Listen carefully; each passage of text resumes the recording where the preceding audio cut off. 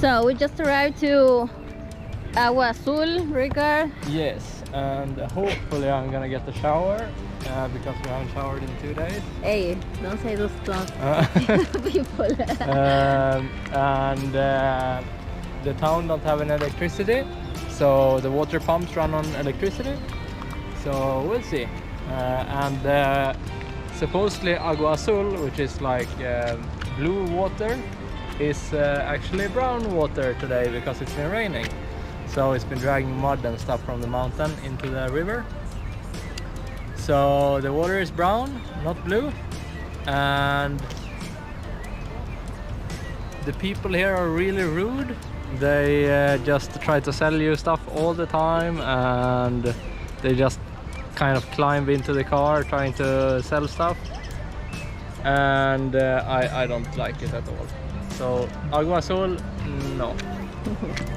Hola amigos, how are you doing? So we just arrived to Cascada de Agua Azul, which should be a beautiful waterfall with blue water, but instead we found out this one.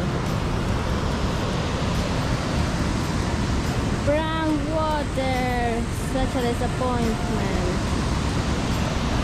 So this place should be beautiful and amazing, but we have been raining yesterday up in the mountains. So today, instead of blue water, we have this muddy brown one.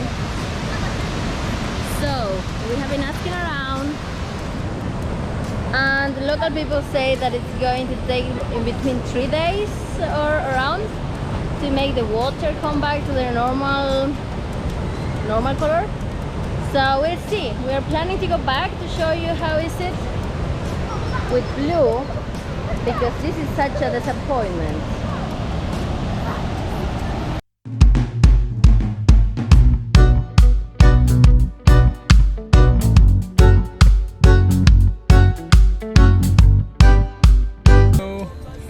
So this is the second day here at Agua Azul, or brown water, as you've seen now.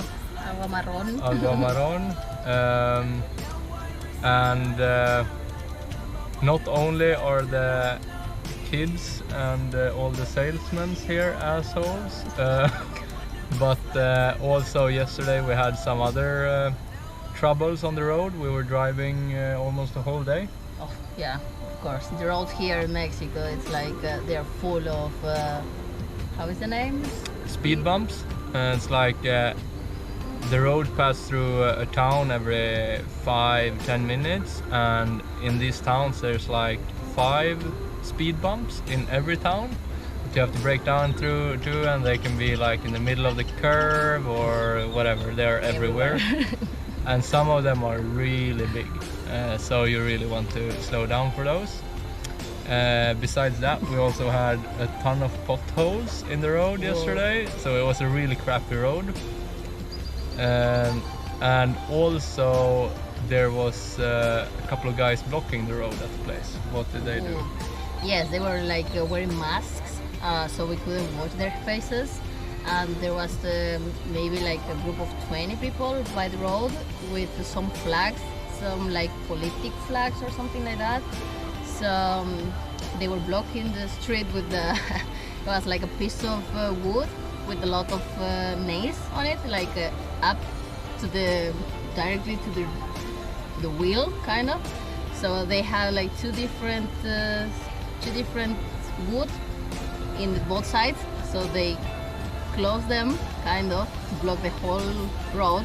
So if you drive over it, you get a flat tire, and we saw a car after that was like 4 tires completely flat, and it was without 2 tires. So I guess that guy probably freaked out and just drove straight through, and yeah, no more tires for him. Yeah, and then someone stole the 2 front tires. Yeah.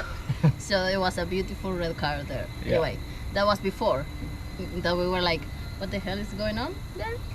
We didn't know. The car was parked there, just like abandoned car. And then we went to this protest point, and we understood what happened. So the weird thing about that, it was like they were stopping some cars and kind of asking for money because they were like carrying something in their hands, like to put money on. Yeah. But then we asked if we could go through, and a guy said, yeah, wait a minute. So then they let us go, but they had a car there stopped, like talking, and I don't know what they were saying. But we just drove by them, and we just went out, luckily. So then we stopped in the next town, and we asked to a guy there because we were very like concerned, you know, it was like masked guys blocking the roads, like weird. So this other guy told us that, yeah, they always do that. They just ask for money for rebellion or something like that. So he kind of said that it was like a political group, and they were kind of rebels or something like that. So they were like just trying to find ways to make money for this group or whatever. So they're blocking the road and forcing people to pay, otherwise they can't pass. But it seems like they only stop the fancy cars. So it's a bit of Robin Hood over the whole thing, like take from the rich and give to the poor. So yeah, we didn't have to pay anything, luckily, because we have a 20-year-old car, so maybe that's why. We don't really know, but we could pass and there was no problems. But we're a bit concerned. I was kind of close to just turning the car around when I saw masked guys with machetes. But yeah, it turned out to be alright, no problems. Luckily. So not only did we have a crappy road, we were also stopped by rebels, and then we got here to Agua Azul, that supposedly should be like a super beautiful place, and everyone here is really rude, and they are really trying to push you to buy stuff, and they're like, oh, buy this banana, come on, buy this banana, and then they are standing around for like 5 minutes and looking at you with their puppy eyes, but we're just getting mad because they're assholes. And the water wasn't blue at all, it was brown because of the rain. So not our best experience so far. First bad day, I would say. Yeah, first bad day on the road trip. Yeah.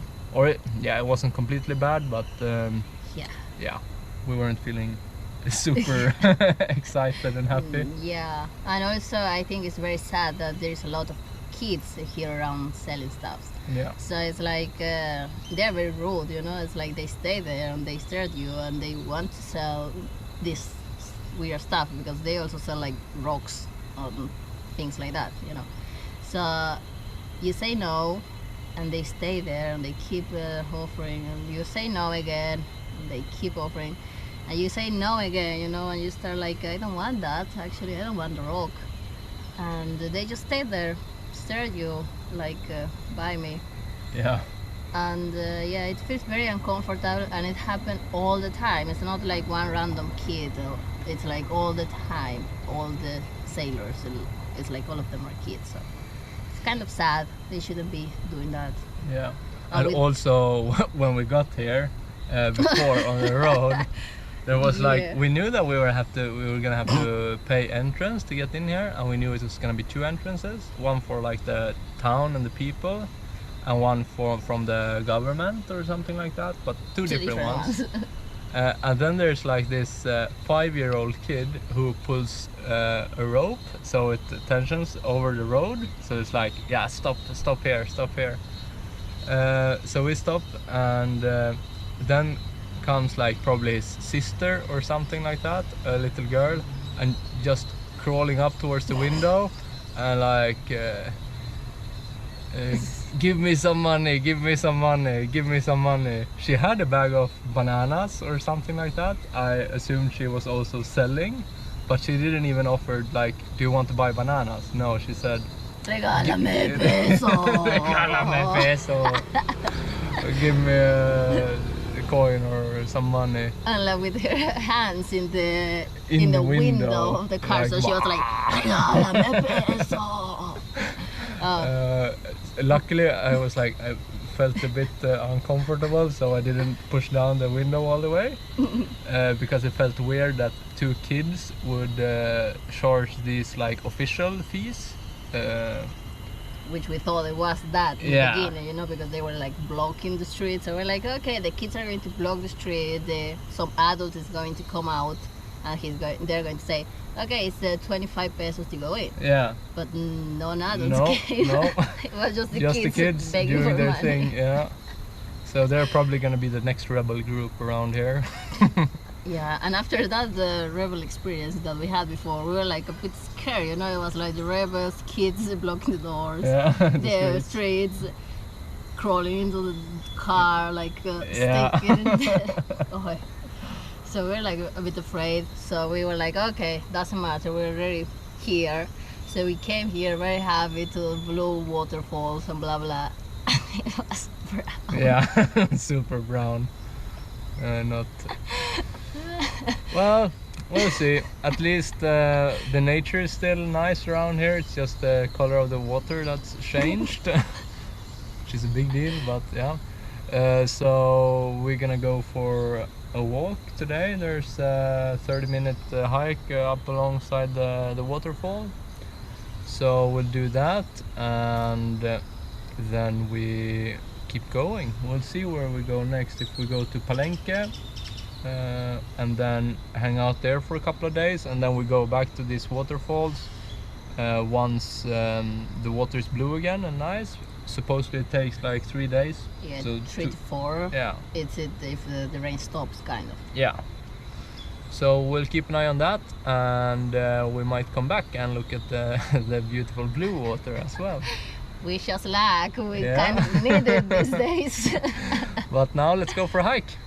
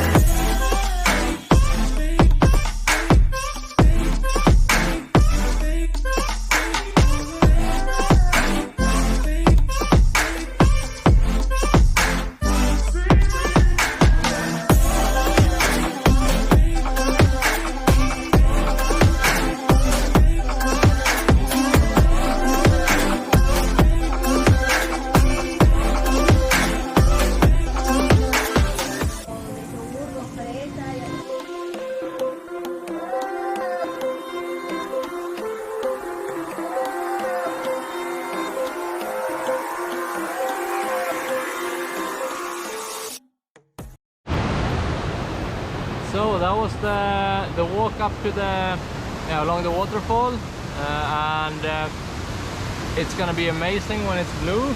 Yeah. Because the waterfalls are really nice now, even though it's brown water. So when it's blue, it's gonna be really cool. So I think we'll have to come back in a couple of days. Yeah, well, we were talking about it, and it's like, yes, we want to go back. Then we remember all the things that happened here, and we didn't feel very good. And we're like, no, we're not going back. And then again, no, we should go back. Yeah. So we kind of change our minds all the time, but yeah, I think we'll probably come back here in a couple of days once it's blue again. Yes, we will. The walk up here, as you can see, it was a lot of stores along the way, so you can buy food and water along the way, and it's about a 40 minutes walk, maybe 30, quite easy. No problems there, and yeah, we just got a good ice cream to finish off the day. Magnum, yeah, it was really good. And yeah, stay tuned for our next episode, and if you like it, remember to like and subscribe down below, and we'll see you soon. Bye.